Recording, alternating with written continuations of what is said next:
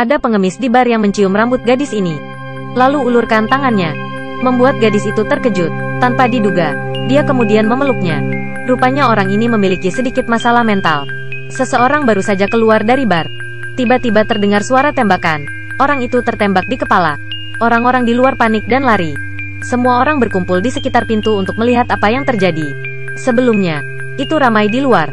Sekarang tidak ada seorang pun yang terlihat. Pada saat ini, staf toko memanggil polisi. Tapi tidak ada sinyal. Mereka menemukan bahwa orang yang ditertempa masih bergerak sedikit. Seorang pria yang baik keluar untuk menyelamatkan orang terlepas dari saran semua orang. Begitu dia berlari keluar, dan juga kena peluru dan jatuh. Saat ini semua orang panik. Rupanya ada penembak jitu di luar. Hanya melangkah keluar dan akan ditembak mati. Mereka mulai curiga ada teroris di antara orang-orang di sini. Karena tidak tahu siapa, jadi siapapun yang keluar akan mati. Semua orang menyalakan TV untuk melihat apakah ada berita yang baru. Tapi acara tetap berjalan seperti biasa. Baru saja 2 orang yang meninggal di tengah kota tanpa pemberitahuan apapun. Saat ini seorang wanita menemukan masalahnya. Kedua mayat tadi terbang tanpa sayap. Bahkan noda darah diperlakukan bersih secara aneh. Mengelilingi bar seperti kastil terlarang. Di jalan tidak ada jejak kehidupan apapun. Semua orang mulai meragukan satu sama lain, dan berpikir bahwa yang lain adalah teroris. Pria memakai rompi itu mulai banyak cerita. Dia merasa bahwa di poket seseorang pasti akan ada barang-barang seperti senjata, bahan peledak atau semacamnya. Pada saat ini, pria berjanggut yang berdiri di sampingnya, dengan hati-hati menyembunyikan tasnya. Setelah pria memakai rompi itu melihatnya, 2 orang bergegas untuk mengendalikannya. Petugas toko maju untuk mengambil tas itu. Beberapa orang membukanya untuk melihat bahwa nada hard disk komputer di dalamnya. Ternyata ada video pribadi di hard disk komputer, yang tidak ingin dilihat orang lain. Gadis itu melemparkannya ke tanah dan menginjaknya. Beberapa orang bingung, mulai meragukan satu sama lain. Pada saat ini, pria berjanggut itu menunjuk ke koper yang pria memakai rompi pegang dan mengatakan bahwa ada masalah. Tapi pria memakai rompi itu tidak mau membuka kopernya. Jadi orang-orang bergegas untuk bertarung. Pengemis itu mencuri kopernya. Dia gila dan terus menepuk-nepuk kopernya. Hanya lihat gigi kuningnya dan lepas itu buka kopernya. Di dalamnya ada semua jenis pakaian dalam. Ternyata pria ini memiliki hobi untuk pakaian dalam. Pada saat ini, ada suara yang datang dari WC. Orang bekerja toko berlari dan menendang pintu. Pintunya tidak bisa mendobrak, dan jatuh ke tanah. Pria ini adalah mantan polisi. Dia menggunakan pistol untuk menembak 2 kali dan memecahkan kuncinya. Dorong pintu untuk melihat. Di dalamnya ada seorang pria berbaring telungkup di toilet. Jarum suntik di tanah menunjukkan bahwa dia baru saja menyuntikkan sesuatu. Tanpa diduga, darah keluar dari telinganya. Pada saat yang sama, ada sebuah truk yang diparkir di luar. Sekelompok orang yang memakai topeng keluar dari mobil. Mereka memegang alat dekontaminasi penyembur api. Bahkan jika orang-orang di dalam menggedor pintu dan berteriak, mereka tidak peduli. Berita itu mengatakan ada kebakaran di sini. Tempat ini telah menjadi daerah yang terisolasi. Orang di toilet keluar dengan tubuh cacat, jatuh ke tanah dan mati. Melalui teleponnya, orang-orang mengetahui bahwa ini adalah seorang tentara. Dia tertular penyakit menular di Afrika dan melarikan diri ke sini. Jadi FBI berasumsi bahwa orang-orang di bar terinfeksi. Jadi mereka terisolasi tempat ini dengan niat membunuh semua orang. Laki-laki berjenggot itu menemukan bahwa telepon tentara itu memiliki sinyal. Jadi dia menelepon rekannya untuk meminta bantuan. Pada saat ini, staf toko merasa ekspresinya tidak jelas. Jadi dia mengambil teleponnya dan berteriak. Rekan-rekan mengira dia bercanda jadi dia menutup telepon. Saat ini, pemilik toko berpikir bahwa telepon tersebut kemungkinan menjadi sumber infeksi. Setiap kali siapa yang menyentuh telepon itu, kemungkinan besar akan terinfeksi. Pensiunan polisi dan pria memakai rompi merasa sangat masuk akal. Karena di antara orang-orang di sini hanya ada 3 dari mereka yang belum menyentuh teleponnya. Polisi itu mengarahkan senjatanya ke mereka. Ketiganya mengancam mereka untuk membawa tubuh ke ruang bawah tanah. Mereka mulai berdebat karena tidak mau pergi. Mantan polisi itu menembaki mesin game di sebelah. Dihadapkan dengan senjata dan peluru, mereka hanya bisa patuh dengan patuh. Jadi si gadis gendut, si berjanggut, dan orang pengemis, staf toko, bersama dengan pahlawan wanita, mereka semua terkunci di ruang bawah tanah. Pada malam hari tidak ada oksigen di tempat ini. Wanita gemuk itu memanjat dan mengetuk pintu. Tapi 3 lainnya mengunci pintu ruang bawah tanah sejak lama. Tidak sengaja menumpahkan kotak bir di sebelah. Karena tidak ada genangan air di sampul, mereka menemukan saluran pembuangan. Pengemis itu membuka penutup lubang saluran pembuangan. Bau yang sangat busuk muncul. Mereka pikir mereka bisa melarikan diri dari cara ini. Tapi selain pengemis, semua orang di sini Tidak ada yang tahan dengan bau ini.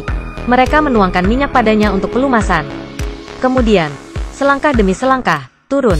Tapi hanya berhasil meluncur di tengah jalan dan kemudian terjebak. Pria memiliki banyak janggut menginjaknya, tetapi masih tidak bisa mendorongnya. Kemudian mereka menuangkan minyak lagi, dan mereka berdua menekan dengan paksa. Belum lagi, tidak bisa turun, tetapi bahkan tidak bisa menariknya. Tiba-tiba dari atas terdengar suara tembakan. Satu demi satu tembakan terjadi. Setelah sekitar 10 menit, itu berhenti. Api dan asap abu-abu muncul di atas kepala. Itu karena FBI membakarnya karena mereka ingin mendisinfeksinya. Sekarang hanya saluran pembuangan ini satu-satunya jalan keluar. Mereka bertiga bekerja sama dan akhirnya menarik pengemis itu ke atas. Di atas masih terus bakar. Wanita gemuk itu mengulurkan tangan dan mendorong pintu. Langsung terbakar dan tercium bau daging gosong. Keesokan harinya, pria berjanggut dengan hati-hati membuka pintu untuk memeriksa. Bagian atasnya terbakar. Bagian luar dikelilingi oleh orang-orang. Pada saat ini, orang memiliki banyak janggut dan diam-diam mengambil senjata polisi. Pahlawan mengangkat telepon kemarin. Mereka melihat riwayat pesan. Baru-baru ini menemukan bahwa ada serum. Mereka mencari di atas mayat tetapi tidak dapat menemukannya. Pengemis menemukan serum di toilet. Tapi hanya ada 4 jarum suntik dan ada 5 orang di sini. Mereka berpikir bagaimana membagi. Kemudian pengemis itu menyuntik dirinya dengan selang. Pria berjanggut itu marah dan bergegas berkelahi dengan pengemis itu. Dia punya pistol, jadi dia lebih unggul. Staf toko juga bergegas untuk membantu. Tapi pengemis itu sangat berotot sehingga dia mengalahkan mereka berdua. Sementara strapper tabung serum jatuh ke tanah. Si gemuk yang pintar dengan cepat mengambil obatnya. Tapi tidak hati-hati jatuh ke saluran pembuangan. Sekarang hanya bisa memaksa pahlawan wanita turun untuk mendapatkannya karena dia memiliki tubuh yang langsing. Dia mendapat minyak yang tumpah padanya. Butuh banyak usaha untuk akhirnya mendorongnya ke bawah. Pahlawan wanita mengambil serum di saluran pembuangan. Tapi sekarang dia menolak untuk naik. Menolak memberi mereka obat-obatan. Dia dengan cerdik menyembunyikan obatnya. Di saluran pembuangan dia melihat FBI mensterilkan 3 mayat. Sisanya menggunakan tongkat kayu untuk memecahkan saluran pembuangan. Pipa saluran pembuangan juga sedikit lebih lebar. Satu persatu, mereka melompat ke saluran pembuangan. Tapi kakak gendut masih sangkut karena badannya terlalu besar. Mecat begitu erat sehingga akan pingsan. 2 orang di bawah membutuhkan banyak upaya untuk menariknya ke bawah. Pria berjanggut itu mengambil kesempatan untuk menyeret pengemis itu ke dalam air dan mengambil pistolnya. Setelah 2 tembakan terdengar, pria berjanggut yang memegang pistol muncul. Tapi 3 tapung obat tidak cukup untuk 4 orang. Pria berjanggut memegang pistol ingin menembak seorang karyawan toko. Sekarang sarafnya tidak biasa lagi. Akhirnya, dengan saran sang pahlawan wanita, dia sadar kembali. Beberapa orang mulai menemukan jalan keluar dalam kegelapan. Sementara itu, tiba-tiba, wanita gemuk itu mendorong karyawan toko itu ke bawah. Ternyata mereka ingin membunuh karyawan toko. Tapi kehidupnya juga cukup lama. Laki-laki berjanggut itu melepaskan tembakan untuk mendapatkan cahaya.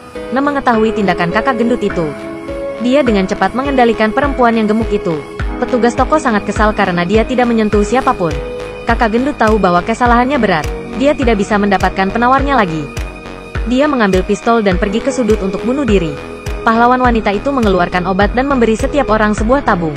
Tiba-tiba petugas toko ditabrak dari belakang. Sebagai pengemis ternyata dia belum mati. Karyawan toko yang berjuang akhirnya meninggal. Pengemis dengan tongkat mengejar 2 lainnya. Mereka berlari dan bersembunyi di balik parit. Pengemis itu memamerkan gigi kuningnya lagi. Memegang tongkatnya seperti iblis. Tongkat itu terus mengetuk dinding, membuat suara. Dia berteriak, "Mengapa menembakku?" Keduanya ditemukan dan melarikan diri. Mereka berlari ke tangga. Pemeran utama wanita berjalan di depan. Pria berjanggut berikut. Pengemis mengikuti dengan cermat di akhir.